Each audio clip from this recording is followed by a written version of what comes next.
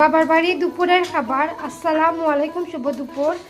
আজকে আমার বাবার বাড়ি দুপুরের খাবার সবগুলা আমার সেজো ভাবি রাঁধছেন, তুলি ভাবি। তো দেখাইলাম কিতা কিতা রাঁধছেন। প্রথমে এটার মাঝে দেখাই পাতাকপি রাঁধছেন গরুর মাংস দিয়া। এটার মাঝে গরুর মাংস দিয়ে পাতাকপি রাঁধছেন, আমার খুব পছন্দের একটা খাবার, গরুর মাংস দিয়ে পাতাকপি। তো ভাবি রাঁধছেন, সুন্দর হয়েছে, মজা হইব আলহামদুলিল্লাহ। আর এটার মাঝে রাঁধছেন আলু তরকারি, মনে হয় নানি। এটার মাঝে আলু তরকারি রাঁধছেন মাছ দিয়া, বড় বড় মাছ দিয়া আলুর ঝোল করছেন। আমার ওটাও পছন্দ। আমি ফোনে কইতাম ভাবি তারা আমারে আলু তরকারি খাইতে জানে পর, তো কইছেন বাসা তাইলে নাই ওর খাবাইবা।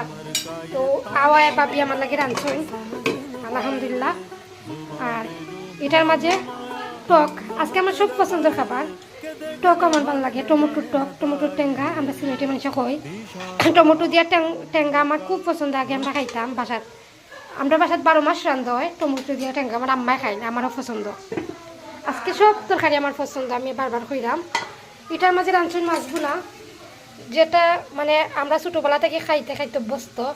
মাছগুলো আমরা করে দিলে টাকা লাগে টক, আর মাছগুলো এগুলো না থাকলে হয় না। এই মাছগুলো যে কি স্বাদ, আমি এখন মিস করি। আগে মাছ বোনা আলু তরকারি টক রাঁধলে ওটা খানি বুঝিতাম। আমি আমার বোনকে মিস করলাম খুব বেশি। তাই দেশও না, দেশে থাকলে খাইল নে।